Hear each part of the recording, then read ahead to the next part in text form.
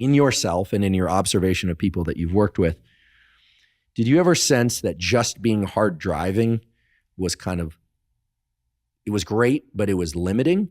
Like, did you ever sense that like by liking the people you work with, you could perform much better? Even if they perhaps were not as hard, to kind of borrow the common parlance around this, they weren't as hard as everybody else, that because you like each other so much that you can kind of do anything? Well, if you have a team of 10 people and you all have a great relationship and you get along well, and you're going against my team and we all hate each other, and who's going to win? The team that loves each other is going to win, 100%. I would hope. It's not even close.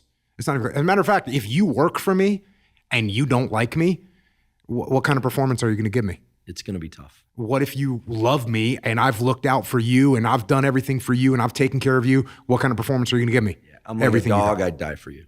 So, yeah, and earlier you asked about the human animal and human nature, and this is part of leadership. I got asked this question the other day by I was working with a company, and the guy says, how do I identify what are the characteristics of someone that can execute, and how do I identify those characteristics in a person so that I can get those people?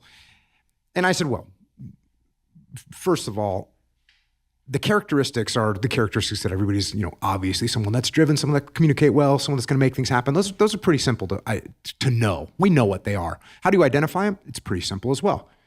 I give you a task. I give Andrew a task. It's a pretty simple task.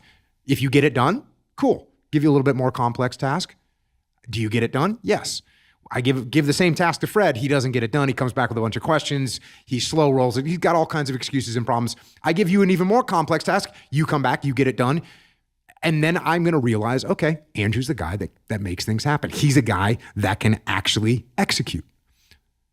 And it's a little bit what you said. I mean, there's certain breeds of dogs, but even that is, they're not as different as human beings are, right? Like there are some, so now there are some guys. I've got Andrew who will make things happen. Here's the problem with Andrew.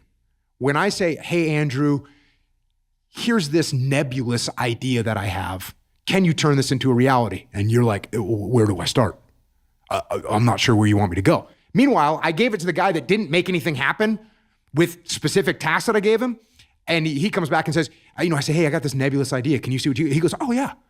And all of a sudden he takes it and he says, hey, I figured out a way to make this happen. So you might have someone that's very good at executing, but they're not very creative. I might have somebody that's very creative, but they're not very good at executing. So what do? I build a team where I've got Andrew and Fred, and they work together. And Fred comes up with good ideas and we bring them to Andrew, and Andrew goes and executes them. So that's what we're doing from a leadership perspective, is we're letting people's nature execute, and we're putting people into roles where their nature is beneficial. I'm not going to take someone that's shy and introverted and put him out in a lead sales role. I'm not going to take somebody that's boisterous and extroverted and put them into a cubicle where they're going to be looking at spreadsheets all day. Clearly, I'm not going to do that. So what we have to do as leaders is we have to find the right people for the right role, and we place them into those roles. Now, does it mean that I abandon all hope that the guy that's an introvert will ever develop more communication skills? No, I'm still going to work with him. And over time, we'll get him a little bit moving in the right direction. But I'm not going to take somebody that's a total introvert and turn them into a lead sales guy. That's not going to happen any more than I'm going to change a tiger stripes. So that's what we have to do, is we have to help people as leaders. We have to help people find the role and find the thing that they're good at. Now, does that mean if I have someone that loves their job, they're going to do better at it? Absolutely. Does it mean that if I have somebody that's driven just by achievement, that they're going to be good at their job?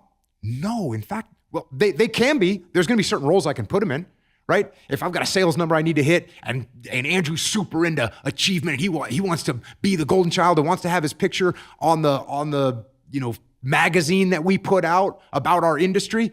Cool. I can throw this task at you, and you're going to go and get it. The problem is, if there's something that's going to take more perseverance and the reward isn't that high, or it's a long-term goal, you're probably not the right guy for the job. So liking your job is absolutely critical. And if you love your job, you're going to be able to most likely excel at it. Now, you could be an unfortunate person that loves your job and is not good at it. That happens occasionally, right? Yeah, but it seems, it seems pretty rare. It reminds me of your skateboarding career. Yeah. You loved skateboarding, but you just weren't that good at it. I wasn't that good at it. But you know what I loved more than skateboarding? I loved the community I was in. I loved the community I was in. And I probably would have gone to the industry side or worked on a company side and not been on the actual skateboard side or just skateboard for fun. So there's a guy in the skateboard community, his name is Jim Thiebaud, and he's kind of the not so hidden secret in that community. He's an amazing guy, and he's sort of early on left professional skateboarding to run a company, Real Deluxe, a bunch of other companies. He's an amazing guy. And he told me, we become friends recently, and he said he realized he wasn't going to be one of the big guys, but he knew he wanted to be in this community, so he found his place. And I think everyone in skateboarding looks to Jim as like the guy who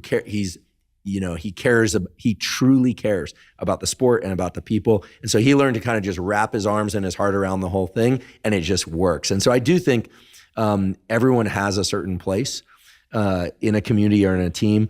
I think that as you're describing this, I have to imagine that people are listening and thinking like, wow, this team thing is awesome. Like, it's just amazing. I wish I had that, right? I'm fortunate to have that in my podcast. I've had that in my lab. Certainly in my podcast team, I always say, these guys go, I go. Like it's not just, it's the people that press buttons and run equipment, take photos. Like, they go, I go. Like, they go, it's over. And I'm fine with that. I actually love that because it's yes, it's about the podcast, and about the information and getting it out there, but it's as much about the team and working together, just like it was with skateboarding.